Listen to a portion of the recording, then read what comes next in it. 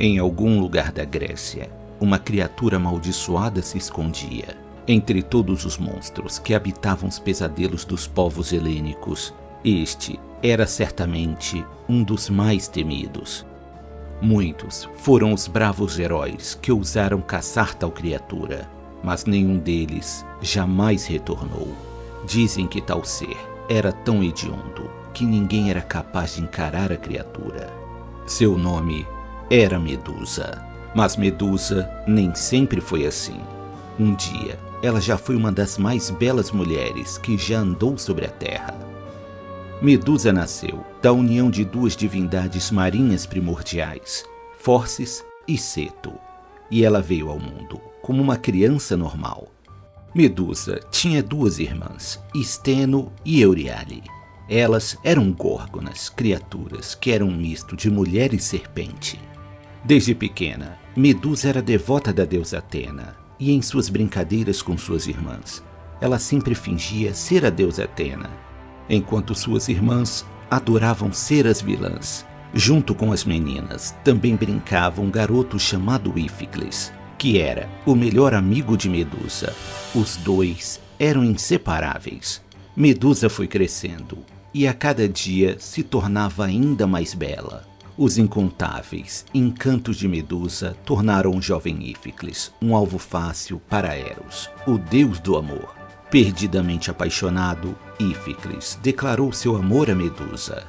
A jovem gostava muito do rapaz, mas ela tinha um sonho de se tornar sacerdotisa de Atena, e por isso ela não poderia ceder às tentações do amor. Quando finalmente atingiu a idade adequada, a jovem iniciou sua preparação para se tornar uma sacerdotisa de Atena. Das aprendizes do templo da deusa era exigida uma conduta exemplar e uma disciplina rígida. Elas deveriam se espelhar em Atena, e por isso as jovens deveriam permanecer virgens, assim como sua deusa, que jamais se rendeu às influências de Eros e Afrodite. Medusa se tornou uma sacerdotisa perfeita, talvez perfeita até demais. Os rituais realizados por Medusa atraíam cada vez mais adeptos, que ficavam encantados com a forma que aquela belíssima jovem realizava cada uma de suas atividades.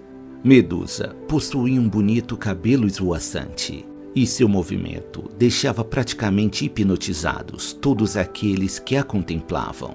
Um homem incauto ousou dizer que o cabelo de Medusa era mais belo do que o da própria deusa Atena. A deusa, do alto do Monte Olimpo, observava toda aquela comoção que acontecia em um de seus templos e percebia que muitos daqueles que estavam em seu templo não estavam ali para glorificar a deusa, mas sim para ver aquela encantadora sacerdotisa. Atena resistiu à tentação de tomar qualquer atitude contra aqueles que desviavam a adoração que era dirigida à deusa para Medusa, pois Atena sabia que, apesar daquela situação ser incorreta, a jovem sacerdotisa não tinha culpa alguma, pois ela estava ali realizando seu trabalho da melhor forma que podia. Enquanto isso, no Olimpo, Poseidon, o deus dos mares, observava a inquietação da deusa.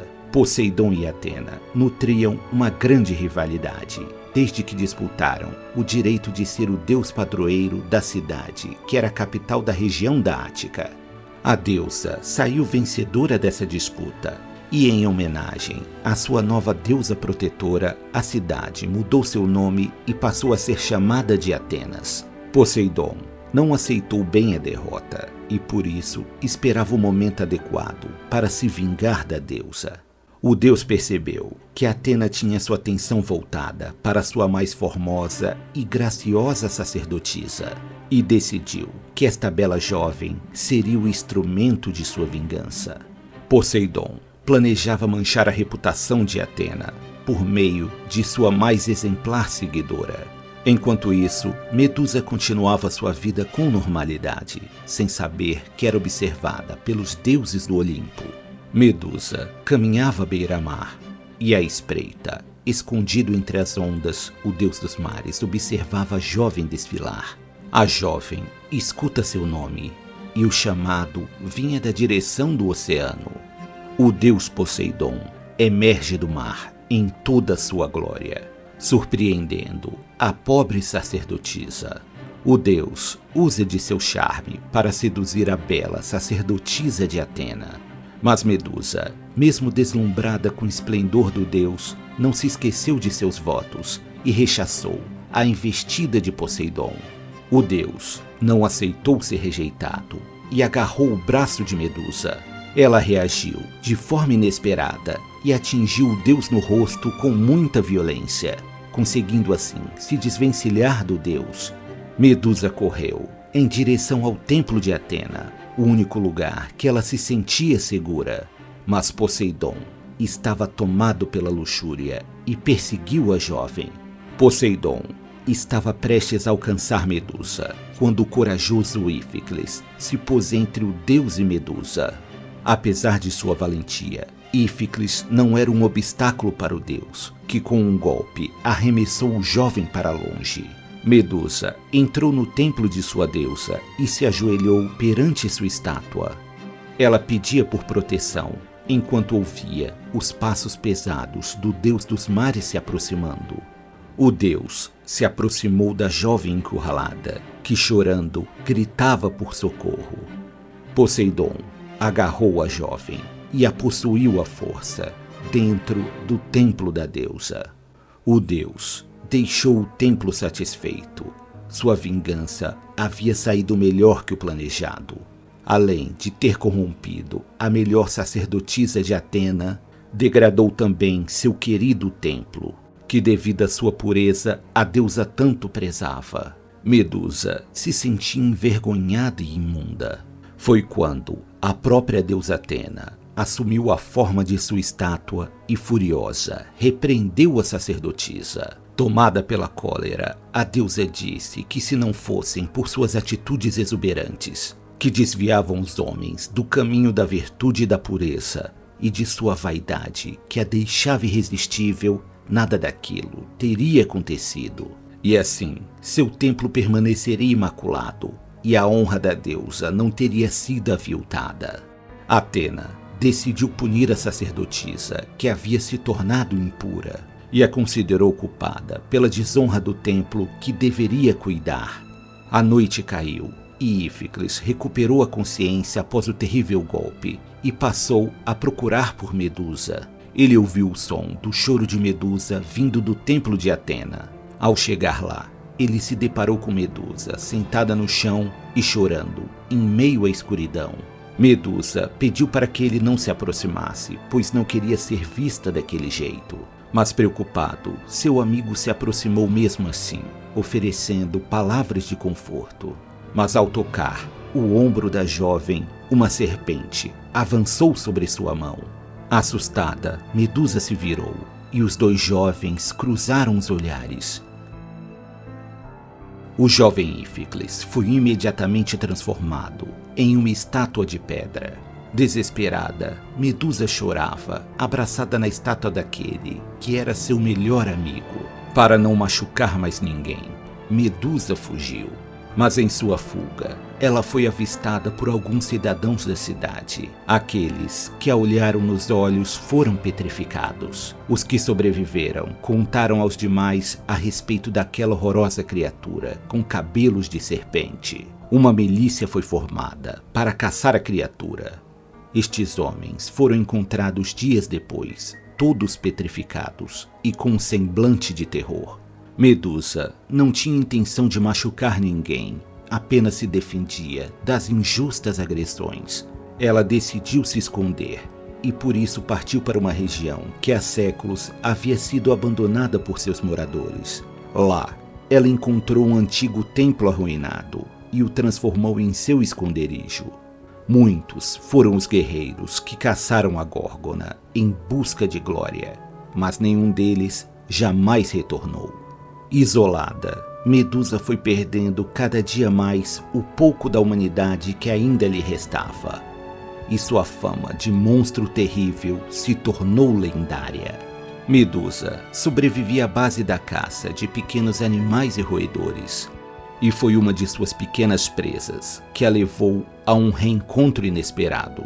Medusa se deparou com um antigo busto de tempos imemoriais. Aquela peça era uma representação da deusa Atena. E Medusa se deu conta de que aquele templo em ruínas um dia havia sido uma das primeiras construções a dar abrigo à deusa.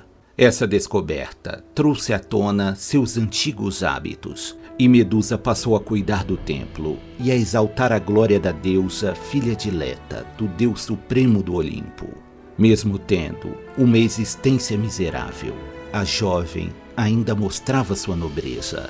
Em sua morada celestial, a deusa não deixou de notar os atos honrosos de sua ex-sacerdotisa e percebeu que não era por vaidade que ela continuava fazendo tudo aquilo, pois ninguém poderia testemunhar tais atos, e sentiu pesar por ter imposto tão pesado e irreversível castigo à jovem.